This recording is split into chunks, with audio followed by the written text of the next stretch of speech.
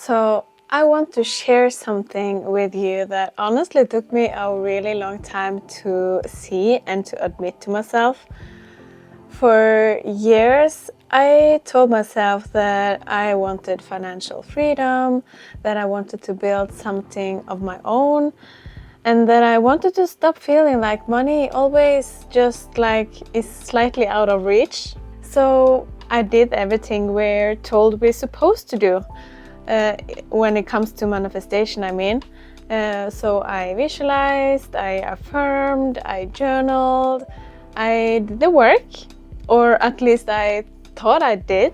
And yet the same reality kept showing up. The circumstances and opportunities were different, but the outcome always the same. But one day I sat down and got really honest with myself, like uncomfortable, no excuse kind of honest. And I realized something that genuinely shook me, because part of me didn't actually want to change. Part of me actually loved to struggle.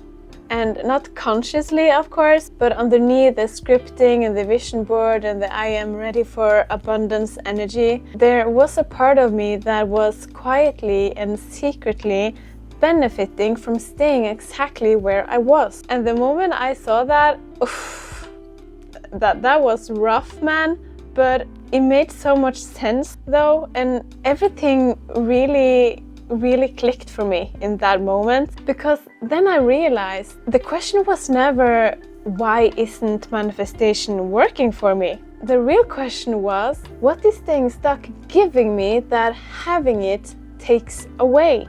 And that is what we're going into today.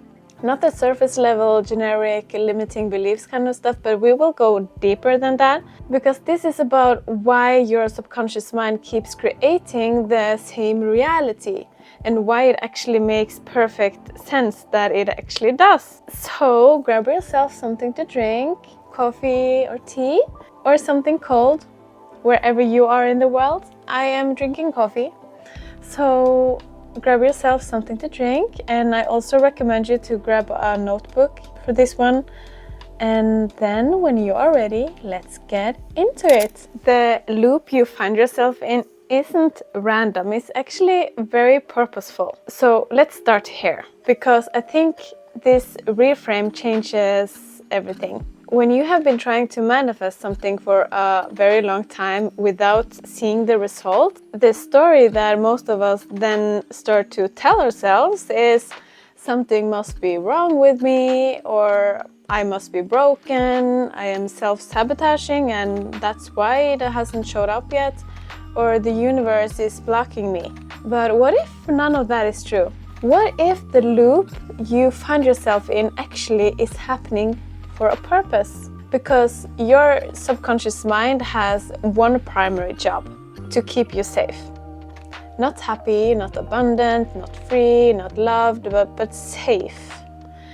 And safety, according to our subconscious mind, means familiar, predictable, and known. So when you are trying to manifest in a new reality, that feels very unfamiliar and threatening to your subconscious mind. So the subconscious mind do what it always does. It pulls you back to safety and what feels known.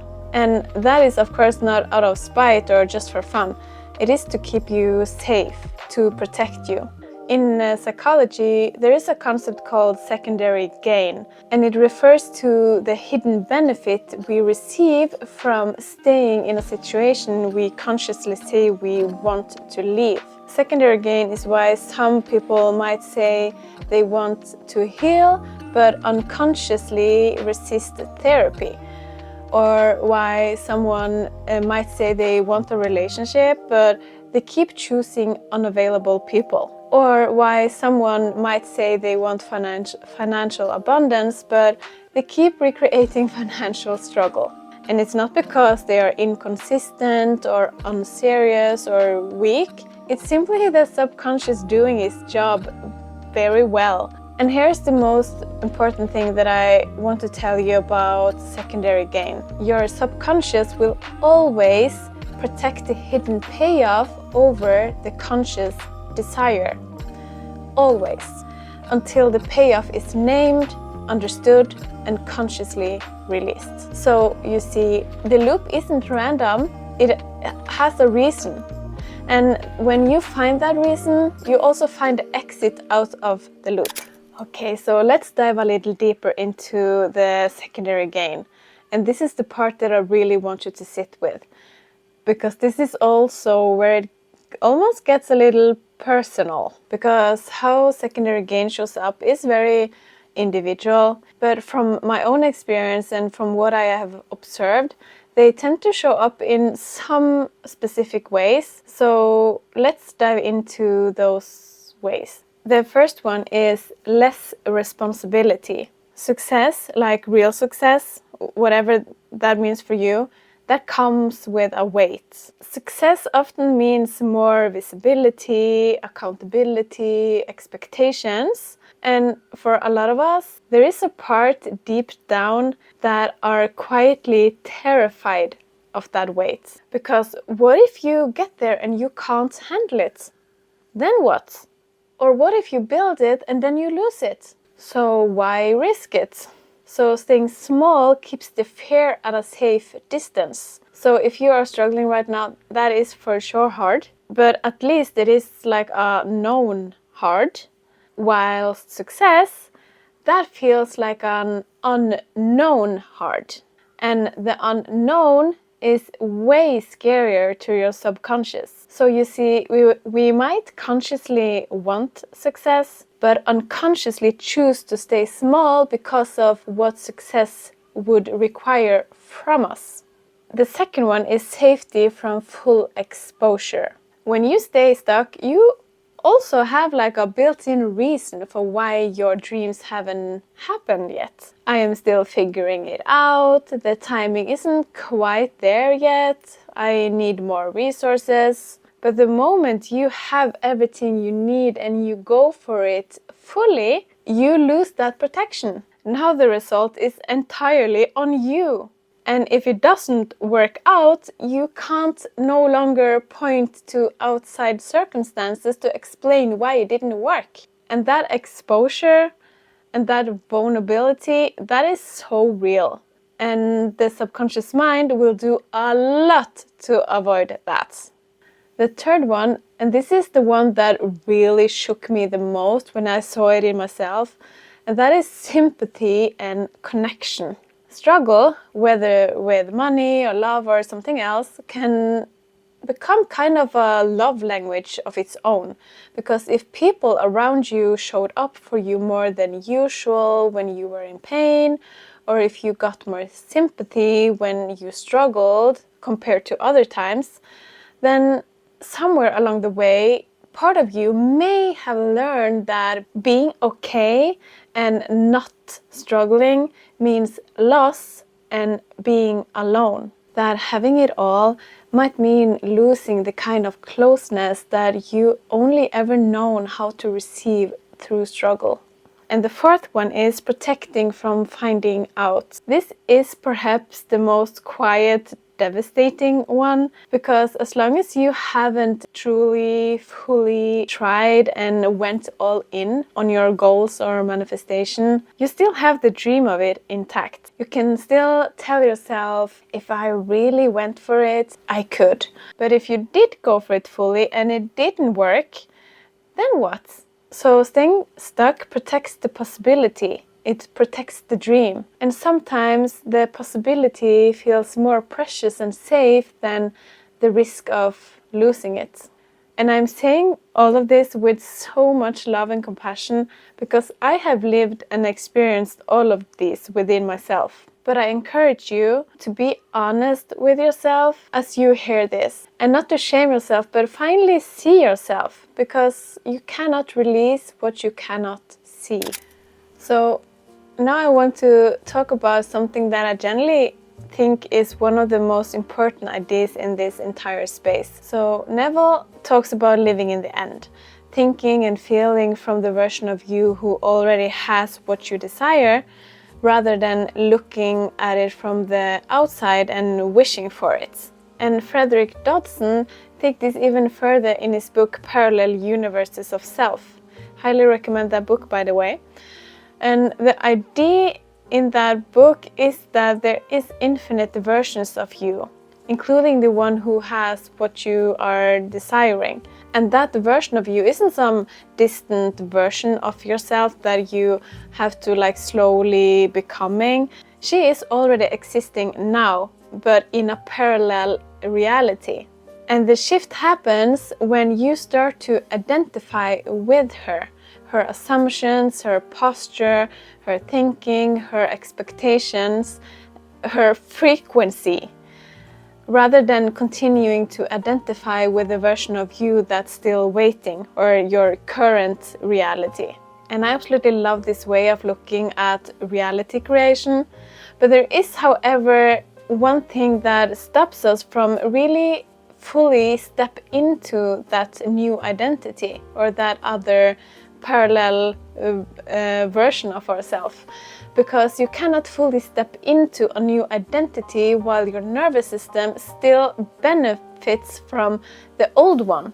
Because the new identity, the version of you who has financial freedom, the love, the dream job, she doesn't get the secondary gain anymore. She doesn't get the sympathy from struggling. She doesn't get the protection of smallness, and she doesn't get to hide behind, I'm still figuring it out. She has to show up fully. She has to be visible, she has to be vulnerable, she has to handle everything that comes with having what she's asking for. And to your nervous system, that version of you can feel genuinely threatening.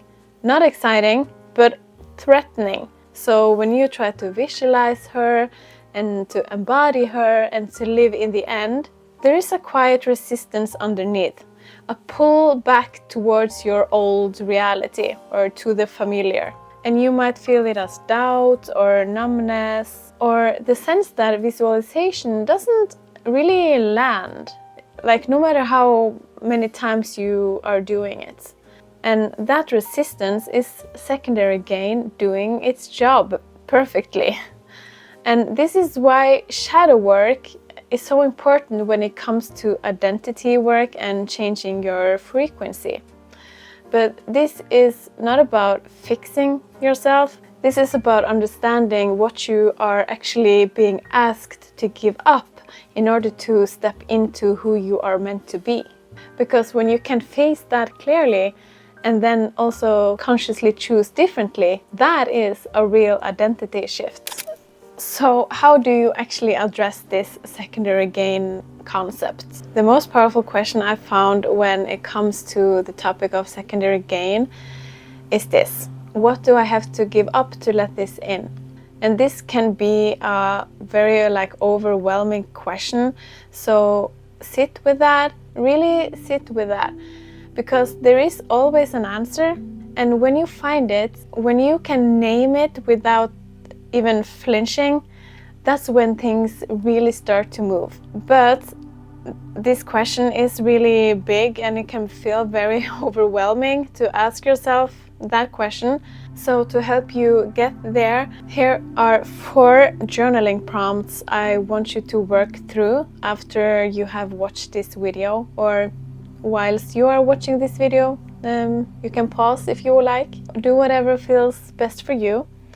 So take your time with this. The answers that matter most will come to you intuitively from your subconscious, not from your strategic and logical conscious mind.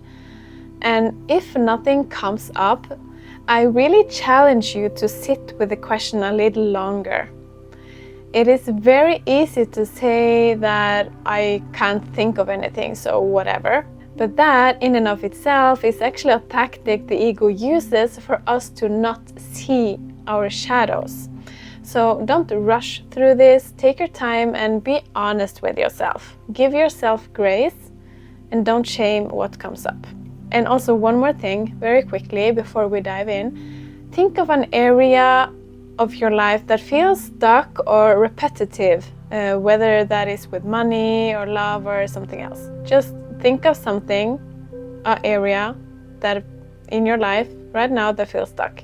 So the first question is, what is staying stuck in this area actually giving me? Think about safety, connection, sympathy, or an excuse or an identity. What does the struggle provide that having what you want might take away? And be ruthlessly honest here. The secondary gain isn't a character flaw, so there is absolutely nothing wrong with you, but it is a coping mechanism though, so don't excuse your own behavior here. Who would I have to become to have this? And what scares me about her? Because often we really want the outcome, but we feel very ambivalent about the identity that comes with it. She is more visible, more responsible, more exposed, and less able to hide. So what does it feel in your body when you imagine actually being her? Not romanticizing her, but living her permanently. How does that feel? How does that feel in your body? What story have I been telling myself about why this hasn't happened yet? And what is that story protecting me from? It's not the right time, I need to learn more first, the circumstances aren't right. And these stories aren't necessarily lies, but they are serving a function. Because what would you have to face if the story wasn't true and the only remaining variable was you? And the last question is a yes/no question, so your immediate gut reaction is the right one here. So don't think twice and don't second guess yourself. If I knew I couldn't fail and nobody would judge me, but I had to handle everything that came with it, would I still want it? This question will tell you everything, but if the answer is no, is that because it is genuinely not for you? Or is it because there are limiting beliefs or fears stopping you?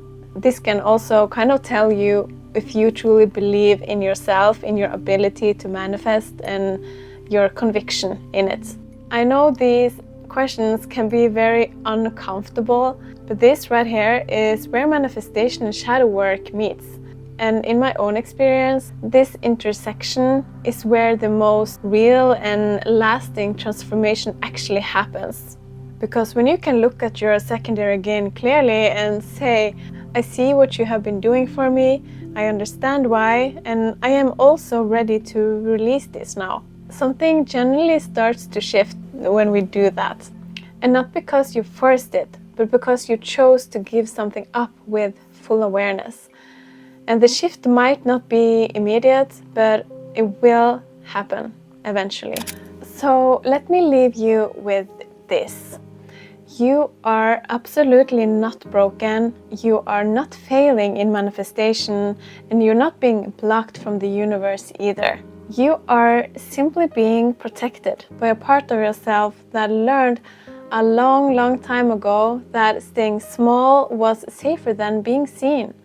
That struggling kept you connected and not fully trying meant that you never fully failed. And that part of you was doing its best with what it had. So it really deserves some love and understanding, not shame. But you have outgrown that protection part of you now. And the most powerful thing you can do right now, more powerful than any vision board or affirmations, is to look that part in the eye and say, I see what you have been giving me. I love you and very grateful for keeping me safe for so long. But I choose something different now. Not from force and not from pressure, but from the quiet, grounded decision of a woman who finally understands her loop. That is what breaks the cycle. That is what actually shifts the identity. And that is where your real manifestation begins. If this video landed for you, I would really love to know. So drop a comment and tell me what part resonated the most with you. And also like the video if you found it helpful. And also, if you want to see more videos like this, also subscribe. I would really love to have you here. And lastly, thank you so much for being here and for watching this video. That really means a lot to me. So thank you, and I will see you very soon. Bye, babe.